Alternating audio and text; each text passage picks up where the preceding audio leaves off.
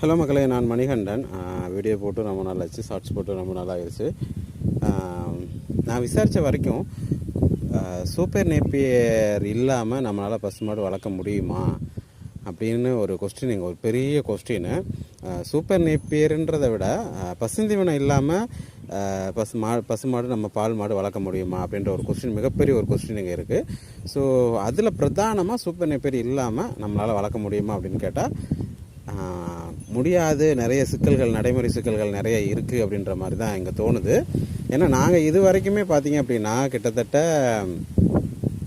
50-60 வருஷமாக மாடு இல்லாமல் இருந்ததே இல்லை நம்ம வீட்டில். அதில் வந்து பார்த்திங்க அப்படின்னா மாடுகள் வந்து மேய்ச்சலில் நம்பி மாடு வளர்த்துக்கிட்டு இருக்கவங்க நிறைய பேர் இருக்காங்க. அதில் நாங்களும் ஒன்று.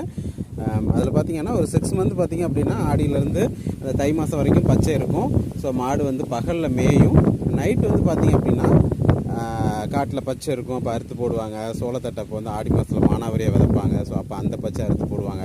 அதுக்கப்புறம் பார்த்திங்கன்னா இந்த தட்டைப்பயிறு, பாசிப்பயிறு, மொச்சப்பயிறு இதெல்லாம் காட்டில் மானாவரியாக தெளித்து விடுவாங்க. ஸோ அதை அறுத்து நைட்டில் மாட்டுக்கு போடுவாங்க. ஸோ அது வந்து அப்போ அந்த இந்த 6 மாதம் வந்து பார்த்திங்கன்னா அந்த பசுந்தீவன பிரச்சனை இல்லாமல் இருந்துச்சு. பகல் டைமில் மேய்ஞ்சிக்கும்.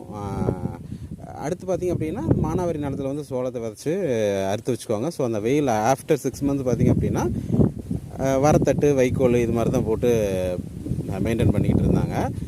ஆனால் இப்போ இருக்கிற காலகட்டத்தில் இந்த ஹெச்எஃப் மாடுகளோ, ஜெர்சி ஹைப்ரிட் மாடுகளுக்கு, ஹை ஈல்டு தரக்கூடிய மாடுகளுக்கு பச்சை இல்லாமல், அதுலேயும் முக்கியமாக பர்டிகுலராக இந்த சூப்பர் நேப்பியர் இல்லாமல் மாடு வளர்க்க முடியுமா அப்படின்னு.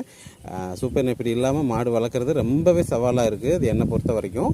ஸோ நம்ம இங்கே பார்த்திங்கன்னா மானாவாரி நிலம் தான் இருக்குது, கிணறு இருக்குது, தண்ணி இருக்குது, கரண்ட் இல்லை, இபி இல்லை, சோலார் எதுவுமே இல்லை நம்மக்கிட்ட.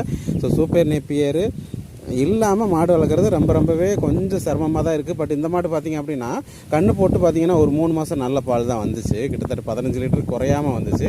18 லிட்டர்லாம் வந்துச்சு. அந்த 15 லிட்டர் பார்த்திங்க அப்படின்னா 3 மாதம் குறையாமல் வந்துச்சு. 4ஆவது மாதம் தொடங்கினதுலேருந்தே பார்த்திங்கன்னா இந்த மாடு அப்படியே கொஞ்சம் கொஞ்சமாக ட்ராப் ஆகி பால் ரொம்ப கம்மியாக ஆரம்பிச்சிருச்சு. ஸோ இப்போ வந்து பார்த்திங்க அப்படின்னா வர சோளத்தட்டும் வைக்கோல் ப்ளஸ்ஸு எஸ்கேஎம் இது மாதிரி தான் நம்ம தீவனம் கொடுத்துட்ருக்கோம். பட் இவ்வளோ நாளாக வந்து இப்போ ஸ்ட்ரகிள் பண்ணதை விட ஸோ இப்போ இந்த ஹெச்எஃப் மாட்டை வச்சு ரொம்பவே ஸ்ட்ரகிள் பண்ணுறோம். ஏன்னா பச்சை இல்லாமல், சூப்பர் நேப்பியர் இல்லாமல் இதில் வந்து மில்க் ஈல்டு கொண்டு வரது ரொம்பவே சிரமமாக இருக்குது. மற்றவங்க எப்படி, நீங்கள் வீடியோ பார்க்குறவங்க எப்படி ஃபீல் பண்ணுறீங்க அப்படின்றதையும் உங்கள் கமெண்ட்ஸையும் கீழே எனக்கு சொல்லுங்கள். சூப்பர் நேப்பியர் இல்லாமல் வளர்க்க முடியலை அப்படின்றது என்னோடய ஆதங்கமாகவும் இருக்குது. வீடியோ பார்க்குறவங்க கண்டிப்பாக கீழே உங்கள் கருத்துக்களை சொல்லுங்கள். Thank you so much.